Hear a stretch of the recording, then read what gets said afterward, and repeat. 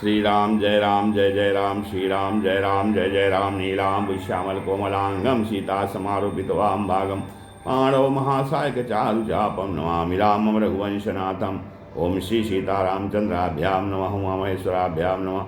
ओम श्री एकादशी दक्षिणेश्वर धाम सरकार सिंहते नमः। सत्संग में आज श्रीमद्भागवत महापुराण से नवम स्कंद की चतुर्थ अध्याय कथा है। इसमें नाभाग और अम्बरीश की कथा का कथन श्रवण किया जा रहा है। श्री सुखदेव जी कहते हैं, नाभागो नभगापत्यम यम ततम भ्रातरः कविम यविष्ठम व्यभजन दायम ब्रह्मचारिण मागतम। तो श्री सुखदेव जी कहते हैं, परीक्षित, मन पुत्रो नभग का पुत्र था नाभाग। जब वह दीर्घ काल तक ब्रह्मचार्य का पालन करके लौटा, तब बड़े भाइयों ने अपने छोटे किंतु विद्वान भाई को हिस्से में केवल पिता को ही दिया, अर्थात संपत्ति उन्होंने पहले ही आपस में बांट ली थी। उसने अपने भाइयों से पूछा, भाइयों आप लोगों ने मुझे हिस्से में क्या दिया है? तब उन्होंने उत्तर दिया कि तुम हमारे हिस्से में, हम तुम्हारे हिस्से में पिताजी को ही तुम्हें देते हैं। उसने अपने पिताजी से जाकर पूछा, पिताजी मेरे बड़े भाइयों ने हिस्से में मेरे लिए आपको ही दिया है। पिताजी ने कहा, बेटा तुम उनकी बात न मानो। देखो ये बड़े बुद्धिमान आंगिरस गोत्र के ब्राह्मण इस समय एक बहुत बड़ा यज्ञ कर रहे हैं, परंतु मेरे विद्वान पुत्र वे प्रत्येक छठे दिन अपने कर्म में भूल कर बैठते हैं। तुम उन महात्माओं के पास जाकर उन्हें वैष्णदेव संबंधी 2 सूक्त बतला दो। जब वे स्वर्ग जाने लगेंगे तब यज्ञ से बचा हुआ अपना सारा धन तुम्हें दे देंगे, इसलिए अब तुम उन्हीं के पास चले जाओ। उसने अपने पिता के आज्ञा अनुसार वैसा ही किया। उन आंगिरस गोत्री ब्राह्मणों ने भी यज्ञ का बचा हुआ धन उसे दे दिया और वे स्वर्ग में चले गए।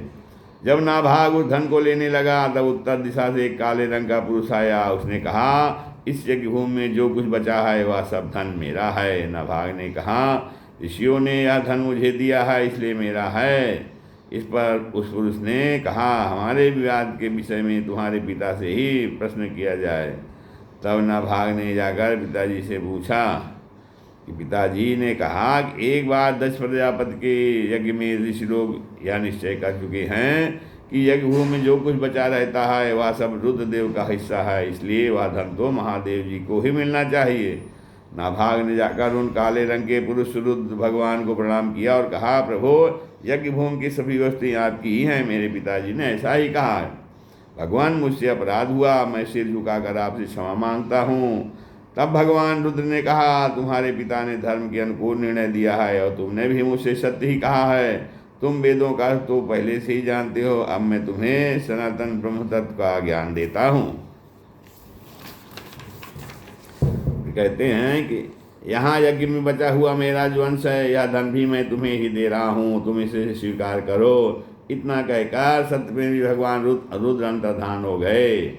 जो मनुष्य प्रातः और सायंकाल एकाग्रचित से इस आख्यान का स्मरण करता है वह प्रतिभाशाली एवं वेदज्ञ तो होता ही है, सत्य साथ ही अपने स्वरूप को भी जान जाता है। नाभाग के पुत्र हुए अम्बरीश, वे भगवान के बड़े प्रेमी एवं उदार धर्मात्मा थे, राजा थे। जो ब्रह्म साहब कभी कहीं रोका नहीं जा सकता, वह भी अम्बरीश का आश्वासन न कर सका। राजा परीक्षित ने पूछा, भगवान मैं परम ज्ञानी राजर्षि अम्बरीश का चरित्र सुनना चाहता हूँ। ब्राह्मण ने क्रोधित होकर उन्हें ऐसा दंड दिया जो किसी प्रकार टाला नहीं जा सकता, परंतु वह भी उनका कुछ नहीं बिगाड़ सका। सुखदेव जी कहते हैं, अम्बरीशो महाभागः सप्तद्वीपवर्ती महीम अव्ययाम च श्रियं लब्ध्वा विभुं च दुरं विभु। तो कहते हैं, परीक्षित अम्बरीश बड़े भाग्यवान थे। पृथ्वी के 7 द्वीप, अचल संपत्ति और अतुलनीय ऐश्वर्य उनको प्राप्त था। यद्यपि ये सब साधारण मनुष्यों के लिए अत्यंत दुर्लभ वस्तुएं हैं, फिर भी वे इन्हें स्वप्न तुल्य समझते थे, क्योंकि वे जानते थे कि जिस धन वैभव के लोभ में पड़कर मनुष्य घोर नरक में जाता हुआ केवल 4 दिन की चांदनी है, उसका दीपक तो बुझाया है। हाँ, फिर कहते हैं, भगवान श्री कृष्ण में और उनके प्रेमी साधुओं में उनका परम प्रेम था। उस प्रेम के प्राप्त हो जाने पर तो यह सारा विश्व इसकी समस्त संपत्तियाँ मिट्टी के ढेले के समान बन जाती हैं। उन्होंने अपने मन को श्री कृष्णचंद्र के चरणारविंद युगल में, वाणी के भगवत गुणानुवर्तन में, हाथों को श्रीहरि के मार्जन में, सेवन में, और अब कानों को भगवान अच्युत को मंगलमयी कथा के स्वर्ण में लगा रखा था। सवै मनः कृष्ण पदार विंदयोर वचांसि वैकुंठ गुणानुवर्णने, करो हरिर्मंदिर मार्जनादिषु श्रुतिं चकाराच्युत सद्गतोदये। श्री राम जय राम जय जय राम, श्री राम जय राम जय जय राम। तो कहते हैं कि उन्होंने अपने पुत्र नेत्र मुकुंद मूर्ति और मंदिरों के दर्शनों में और अंग संग भगवत भक्तों के स्पर्श मात्र में, उनकी नाभि भगवत भक्तों के शरीर स्पर्श में, उनकी नासिका उनके चरण कमलों पर चढ़ी श्रीमती तुलसी के दिव्य गंध में, और रसना जीवा को भगवान के प्रति नैवेद्य प्रसाद में संलग्न कर दिया। फिर कहते हैं अम्बरीश के पैर भगवान के क्षेत्र आदि की पैदल यात्रा करने में ही लगे रहते, और वे शिष्य भगवान श्री कृष्ण के चरण कमलों की वंदना किया करते। राजा अम्बरीश ने माला चंदन आदि भोग सामग्री को भगवान की सेवा में समर्पित कर दिया था, भोगने की इच्छा से नहीं, बल्कि इसलिए कि इससे वह भगवत प्रेम प्राप्त हो, जो पवित्र गीत भगवान के नीच कर जनों में ही निवास करता है। इस प्रकार उन्होंने अपने सारे कर्म यज्ञ पुरुष इंद्रियातीत भगवान के प्रति उन्हें सर्वात्मा एवं सर्वस्वरूप समझकर समर्पित कर दिए थे, और भगवत भक्त ब्राह्मणों की आज्ञा के अनुसार वे इस पृथ्वी का शासन करने लगे थे। उन्होंने धन्व नाम के निर्जल देश में सरस्वती नदी के प्रवाह के सामने वशिष्ठ, असित, गौतम आदि भिन्न भिन्न आचार्यों द्वारा महान ऐश्वर्य के कारण सर्वांग बड़ी बड़ी दक्षिणा वाले अनेकों अश्वमेध करके यज्ञाधिपति भगवान की आराधना की थी। फिर कहते हैं उनके यज्ञों में देवताओं के साथ जब सदस्य और ऋत्विज बैठ जाते थे तब उनकी पलकें नहीं पड़ती थी, और वे अपने सुंदर वस्त्र और पलकों से ही रूप के कारण देवताओं के समान दिखाई पड़ती थी। उनकी प्रजा महात्माओं के द्वारा गाए हुए भगवान के उत्तम चरित्रों का किसी समय बड़े प्रेम से श्रवण करती और किसी समय उनका गान करती। इस प्रकार उनके राज्य में के मनुष्य देवताओं के अत्यंत प्यारे स्वर की भी इच्छा नहीं करते। वे अपने हृदय में अनंत प्रेम का दान करने वाले श्रीहरि का नित्य निरंतर दर्शन करते रहते हैं। इसलिए उन लोगों को वह भोग सामग्री भी हर्षित नहीं कर पाती है जो बड़े बड़े उद्योगों में दुर्लभ हैं। वे वस्तुएं उनके आत्मानंद के सामने अत्यंत तुच्छ और तिरस्कृत थी। राजा अम्बरीश इस प्रकार तपस्या से युक्त भक्ति योग और प्रजापालन रूप स्वधर्म के द्वारा भगवान को प्रसन्न करने लगे, और धीरे धीरे उन्होंने सब प्रकार की आसक्तियों का परित्याग कर दिया। घर, स्त्री, पुत्र, भाई, बंधु, बड़े बड़े हाथी, रथ, घोड़े और पैदलों की चतुरंगी सेना, अक्षय रत्न, आभूषण और आयुष आदि समस्त वस्तुओं तथा कभी समाप्त होने वाले कोषों के संबंध में उनका ऐसा दृढ़ निश्चय था कि वे सबके सब असत्य हैं। उनकी अनंत प्रेममयी भक्त से प्रसन्न होकर भगवान ने उनकी रक्षा के लिए सुदर्शन चक्र को नियुक्त कर दिया था, जो विरोधियों को भयभीत करने वाला एवं भगवत भक्तों की रक्षा करने वाला है।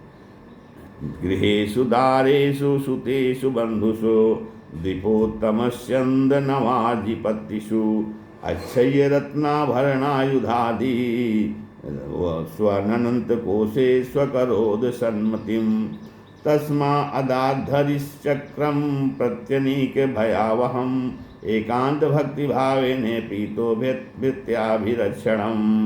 फिर कहते हैं राजा अम्बरीश की पत्नी भी उन्हीं के समान धर्मशील, संसार से विजक्त और भक्त परायण थी। एक बार उन्होंने अपनी पत्नी के साथ भगवान श्री कृष्ण की आराधना करने के लिए 1 वर्ष तक द्वादशी प्रधान एकादशी व्रत करने का नियम ग्रहण किया। उनकी समाप्त होने पर कार्तिक महीने उन्होंने 3 रात का उपवास किया और एक दिन यमुना जी में स्नान करके मधुवन में भगवान श्री कृष्ण की पूजा की। उन्होंने महाभिषेक की विधि से सब प्रकार की सामग्री और संपत्तियों द्वारा भगवान का अभिषेक किया और हृदय से तन्मय होकर वस्त्र, आभूषण, चंदन, माला एवं अर्घ आदि के द्वारा उनकी पूजा की। यद्यपि महाभाग्यवान ब्राह्मणों को इस पूजा की कोई आवश्यकता नहीं थी, स्वयं ही उनकी सारी कामनाएं पूर्ण हो गई चुकी थी, वे सिद्ध थे। तथा भी राजा अम्बरीश ने चूँकि अपने भाव से उनका पूजन किया। तत्पश्चात पहले ब्राह्मणों को स्वादिष्ट और अत्यंत गुणकारी भोजन कराकर उन लोगों के घर 60 करोड़ गवें सुसज्जित करके भेज दी। उन गवों के सींग वर्णन से हाँ, तो उन गौों के सींग सुवर्ण से और खुद खुद चांदी से मढ़े हुए थे। वे गौएं बड़ी सुशील, छोटी अवस्था की, देखने में सुंदर, बढ़ने वाली और खूब दूध देने वाली थी। इन उनके साथ धोने की उपयुक्त सामग्री भी उन्होंने भिजवा दी थी। कहते हैं जब ब्राह्मणों को सब कुछ मिल चुका तब राजा ने उन लोगों से आज्ञा लेकर व्रत का पालन करने की तैयारी की। उस समय साप और वरदान देने समर्थ दुर्वासा जी भी उनके यहाँ अतिथि के रूप पधारे। राजा अम्बरीश उन्हें देखते उठकर खड़े हो गए, आसन देकर बैठाया और विविध सामग्रियों से अतिथि के रूप में आए हुए दुर्वासा जी की पूजा की। उनके चरणों में प्रणाम करके अम्बरीश ने भोजन के लिए प्रार्थना की। दुर्वासा जी अम्बरीश की प्रार्थना स्वीकार कर ली और उसके बाद आवश्यक कर्मों से निवृत्त होने के लिए वे नदी तट पर चले गए। वे ब्रह्म का ध्यान करते हुए यमुना के पवित्र जल में स्नान करने लगे। धर्मज्ञ अम्बरीश ने धर्म संकट में पढ़कर ब्राह्मणों के साथ परामर्श किया। उन्होंने कहा ब्राह्मण देवताओं, ब्राह्मण को बिना भोजन कराए स्वयं खा लेना और द्वादशी रहते ना पारण न करना दोनों ही दोष है। इसलिए इस समय जैसा करने से मेरी भलाई हो, मुझे पाप न लगे, ऐसा काम करना चाहिए। अब अम्भसा केवल नाथ करिष्ये वद पारणम प्राकुरब्धो विप्रो हसितम नासितम चैत्रत। तब ब्राह्मणों के साथ विचार करके उन्होंने कहा ब्राह्मणों, श्रुतियों में ऐसा कहा गया है कि जल पी लेना भोजन करना भी है, नहीं भी करना है, इसलिए इस समय केवल जल से पारण किए लेता हूँ। ऐसा निश्चय करके मन ही मन भगवान का चिंतन करते हुए राजा अम्बरीश ने जल भी पी लिया और परीक्षित केवल दुर्वासा जी के आने की बात देखने लगे। दुर्वासा जी आवश्यक कर्म से निवृत्त होकर यमुना तट से लौट आए। तब राजा ने आगे बढ़कर उनका अभिनंदन किया। तब उन्होंने अनुमान से समझ लिया कि राजा ने पारण कर लिया है। उस समय दुर्वासा जी बहुत भूखे थे, इसलिए वह जानकर राजा ने पारण कर लिया है। वे क्रोध से थर-थर काँपने लगे। बाहों के चढ़ जाने से उनका मुँह विकट हो गया। उन्होंने हाथ जोड़कर खड़े अम्बरीश से डांट कर कहा, अहो देखो तो सही, यह कितना क्रूर है, यह धन के मद में मतवाला हो रहा है। भगवान की भक्ति तो इसे छू तक नहीं गई और वह अपने को बड़ा समर्थ मानता है। आज इसने धर्म का उल्लंघन करके बड़ा अन्याय किया है। देखो मैं इसका अतिथि होकर आया हूँ। इसने अतिथि सत्कार करने के लिए मुझे निमंत्रण भी दिया है, किंतु फिर भी मुझे खिलाए बिना ही खा लिया है। अच्छा देख, तुझे अब भी इसका फल चखाता हूँ। एवं ब्रुहाण उत्कृत्य जटाम रोष विदीपितः तथा समीर्मे तस्मै कृत्याम काला नलोपमाम। तो जो कईयों कहते कहते कोस से जल उठे, उन्होंने अपनी एक जटा उखाड़ी और उससे अम्बरीश जी को मार डालने के लिए एक कृत्या उत्पन्न की। वहाँ प्रलय काल की आग के समान धाग रही थी, वह आग के समान जलती। हाथ में तलवार लेकर राजा अम्बरीश पर टूट पड़ी। उस समय उसके पैरों की धड़क से पृथ्वी काँप रही थी। मैं राजा अम्बरीश को उसे देखकर उसे तनिक भी विचित्र नहीं हुए। वे एक पग भी नहीं हटे, जो कि तो खड़े रहे। परम पुरुष परमात्मा ने अपने सेवक को रक्षा के लिए पहले से सुदर्शन चक्र को नियुक्त कर रखा था। जैसे आग क्रोध से थर्राते हुए सुदर्शन ने वैसे आग क्रोध से गुराते सबको सांप भस्म कर देती है, वैसे ही चक्र ने दुर्वासा जी की कृत्या को जलाकर राख कर ढेर कर दिया। जब दुर्वासा जी ने देखा कि मेरी बनाई हुई कृत्या तो जल रही है और चक्र मेरी ओर चला रहा है, तब न जाने वे भयभीत हो अपने प्राण बचाने के लिए जी छोड़कर एकाएक भाग निकले। ऊंची ऊंची लपटों वाला दावानल सांप के पीछे दौड़ता है, वैसे ही भगवान का चक्र उनके पीछे पीछे दौड़ने लगा। जब दुर्वासा जी ने देखा कि चक्र तो मेरे पीछे लग गया है, तब सुमेर पर्वत की गुफा में प्रवेश करने के लिए वे उसी ओर दौड़ पड़े। दुर्वासा जी की दिशा आकाश, पृथ्वी, अतल वितल आदि नीच के लोक, समुद्र, लोकपाल और उनके द्वारा सुरक्षित लोक एवं सर्वलोक में गए, किंतु जहाँ जहाँ वे गए वहीं वहीं उन्होंने असह्य तेज वाले सुदर्शन चक्र को अपने पीछे लगा देखा। जब उन्होंने कहीं भी कोई रक्षक न मिला तब तो वे और भी डर गए। अपने लिए प्राण ढूंढते हुए वे देवश्रमण ब्रह्मा जी के पास गए और बोले, ब्रह्मा जी आप स्वयंभू हैं, भगवान के इस तेजोमय चक्र से मेरी रक्षा कीजिए।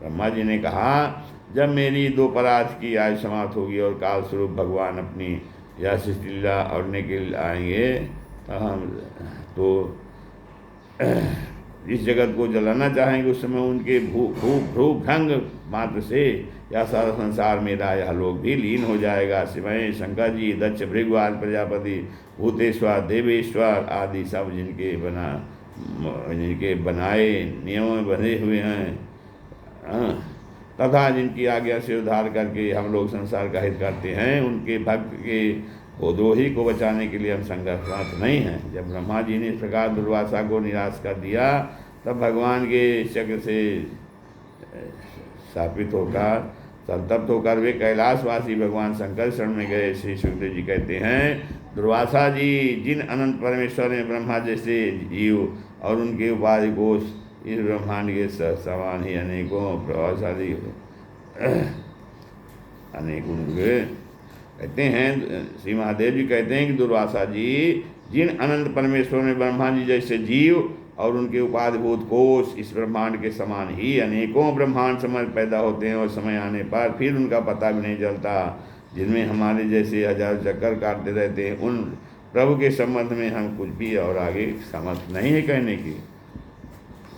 कहते हैं, मैं सनत कुमार, नारद, भगवान ब्रह्मा, कपिल देव, अपांतरम, देवल, धर्म, आसुरी तथा मरीच या दूसरे सर्वज्ञ सिद्धेश्वर ये सभी भगवान की भाषा को, माया को नहीं जान सकते, क्योंकि हम उसी माया के घेरे में हैं। यह चक्र उन विश्वेश्वर का शस्त्र है, यह हम लोगों के लिए असह्य है। तुम इन्हीं की शरण में जाओ। हे भगवान, वे भगवान ही तुम्हारा कल्याण मंगल करेंगे। वह इस महा से भी निराश होकर दुर्वासा भगवान के परम धाम वैकुंठ में गए। लक्ष्मीपति देव भगवान लक्ष्मी के साथ वहीं निवास करती थी। दुर्वासा जी भगवान के चक्र की आग से जल रहे थे। वे कांपते हुए भगवान के चरणों में गिर पड़े। उन्होंने कहा, हे अच्युत, हे अनंत, आप संतों के एकमात्र तो कहते हैं, हे अच्युत, हे अनंत, आप संतों के एकमात्र वांछनीय हैं। प्रभो, विश्व के दिवंदाता, मैं अपराधी हूँ, आप मेरी रक्षा कीजिए। आपका परम प्रभाव न जानने कारण ही मैंने आपके प्यारे भक्त का अपराध किया। प्रभु, आप मुझे उसको बचाइए। आपके तो नाम का ही उच्चारण करने से नार की जीव भी मुक्त हो जाता है। ऐसी भगवान कहते हैं, दुर्वासा जी, आम भक्त पराधीनो ह्य स्वतंत्र इव द्विज साधुभिर्ग्रस्त हृदयो भक्त जन प्रिय न हमात्मानम् आशासे मद्भक्त साधुभिर्जन विना श्रियं चाप्यन्ति किं वातां ब्रह्मण येषां गतिरहं पराः। दुर्वासा जी, मैं सर्वथा भक्तों के अधीन हैं, मुझ में तनिक भी स्वतंत्रता नहीं है। मेरे सीधे साधे सरल भक्तों ने मेरे हृदय को अपने हाथ में कर रखा है। भक्तजन मुझे प्यार करते हैं। और आगे तो और मैं उनसे ब्रह्मांड अपने भक्तों का एकमात्र आश्रय मैं ही हूँ, इसलिए अपने साधु स्वभाव भक्तों को छोड़कर मैं न तो अपने आपको चाहता हूँ, न अपनी अर्धांगिनी विनाश रहित लक्ष्मी जी को ही। जो भक्त स्त्री, पुत्र, गृह, गुरुजन, प्राण, धन, इहलोक और परलोक सबको छोड़कर केवल मौनी अमावस्या का साथ मौनी अमावस्या केवल जो है सबको छोड़कर केवल मेरी शरण में आ गए, उन्हें छोड़ने का भी मैं संकल्प नहीं कर, उन्हें छोड़ने संकल्प भी मैं कैसे कर सकता हूँ, अर्थात उन्हें मैं नहीं छोड़ सकता हूँ। कहते हैं, जैसे सती स्त्री अपने पतिव्रत से सदाचारी पद को वश में कर लेती है, वैसे ही मेरे साथ अपने हृदय को प्रेम बंधन से बांध रखने वाले समदर्शी साधु भक्त के द्वारा मुझे अपने वश में कर लेते हैं। मेरे अनन्य प्रेमी भक्त सेवा से ही अपने को परिपूर्ण कृतकृत्य मानते हैं। मेरी सेवा के फलस्वरूप जब उन्हें सालों के सारूप आदि मुक्तियाँ प्राप्त होती हैं, तब वे उन्हें भी स्वीकार करना नहीं चाहते। इस समय के फेर से नष्ट हो जाने वाली वस्तुओं की तो बात ही क्या है। दुर्वासा जी, मैं आपसे और क्या कह रहा हूँ, मेरे प्रेमी भक्त तो मेरे हृदय हैं और उन प्रेमी भक्तों के हृदय स्वयं मैं ही हूँ। वे मेरे अतिरिक्त और कुछ नहीं जानते तथा मैं उनके अतिरिक्त और कुछ भी नहीं जानता। साधवो हृदय मह्यम साधूनाम हृदय तो हम मदन्यत ते न जानन्ति ना हम तेभ्यो मनागपि। तो दुर्वासा जी सुनिए, मैं आपको एक उपाय बताता हूँ जिसका निष्करने से आपको इस विपत्ति में पड़ना पड़ा है। आप उसी के पास जाइए। निरपराध साधुओं के अनिष्ट की चेष्टा अनिष्ट साधुओं की अनिष्ट की चेष्टा से अनिष्ट करने वाले का ही अमंगल होता है। साधुषु प्रहितम तेजा प्रहतु कुरुते शिवम। इसमें संदेह नहीं कि ब्राह्मणों के लिए तपस्या और विद्या परम कल्याण के साधन है, परंतु यदि ब्राह्मण उद्दंड और अन्यायी हो जाए तो वे ही दोनों उल्टा फल देने लगते हैं। दुर्वासा जी, आपका कल्याण हो। आप नाभाग नंदन परम भाग्यशाली राजा अम्बरीश के पास जाइए और उनसे क्षमा मांगिए, तब आपको शांति मिलेगी। इस श्रीमद्भागवते महापुराणे परमहंस्यां संहितायां नवम स्कंधे अम्बरीश चरिते चतुर्थो अध्याय। श्री राम जय राम, जय जय राम।